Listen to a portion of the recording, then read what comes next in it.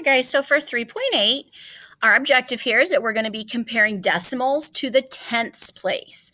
We know that in a decimal is part of a whole, just like a fraction is, and we're going to be looking at the tenths place. That's that first decimal point, that first place after your decimal point, okay?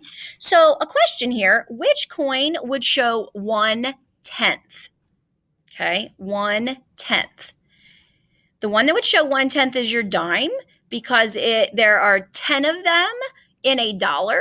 And so one of them would be 1/10, which is worth 10 cents. All right, so as we're coming here, we're going to look at a couple of things. Again, when you're talking about decimals, we are referring to a part of a whole. In this case, a part of one whole. Okay, and so your decimal place, that first number right here, is called your tenths place. Okay.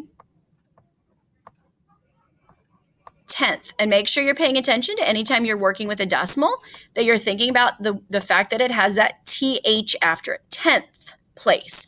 So we're comparing here these two these two decimals. The question is, how is each decimal read? Here's how I read this. I say 0 because that's my whole number, and in this case I don't have a whole number.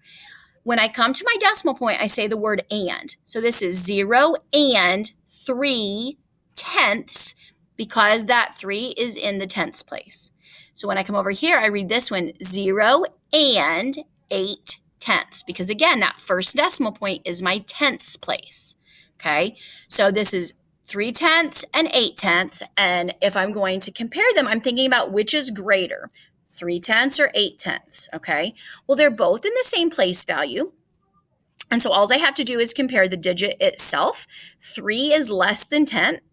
3 is less than 8. So 3/10 is less than 8/10. So I would put a less than symbol there because 3/10 is less than 8/10. So I want that pointed side facing that. Now, remember, I'm saying this 3/10. I do not say 0.3. It's 3/10. We have to read this mathematically. Okay. So the greater decimal right here is 0 and 8/10. That's the greater one.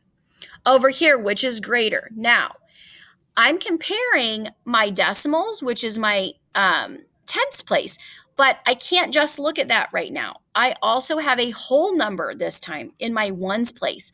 I don't have any ones here, but I do have some ones here. So anything that has a whole number is automatically going to be bigger than something that doesn't have a whole number.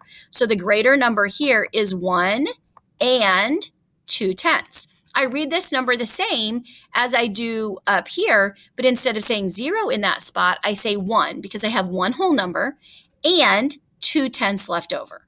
What this is saying is it's like more than one whole, 1 and 2/10.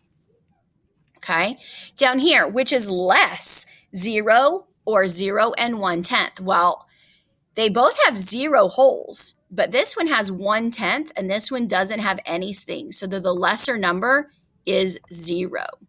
Okay. Now, when you come over here, this is going to be what you are going to be working on. It'll look like a sheet like this, and you're going to be figuring out the fraction and then telling me what that is in a decimal. So the fraction, this shape is divided into 10 equal pieces. So in a fraction, I know I have a numerator and a denominator. The number of pieces is my denominator. My numerator is how many are shaded, and I can tell by counting that I have 8 shaded. So I read this fraction 8/10. Gosh, does that sound like the decimal that we might have just been talking about? I don't have any holes, right? I don't have a whole circle shaded, so I have 0 holes, and I have 8/10. So do you see how that works? 8/10 is my fraction. So then when I come down here, I would have 8 in the tenths spot. So I want you to continue working on the rest of these in your math journal page, thinking about the fraction and the decimal.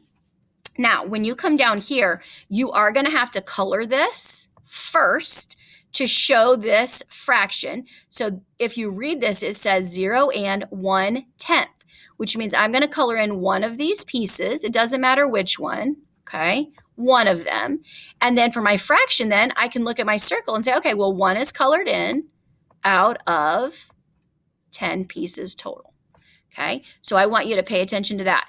Now, this one's going to be different because this one is not out of 4 pieces or out of 10 pieces. So pay attention to what your fraction would be there.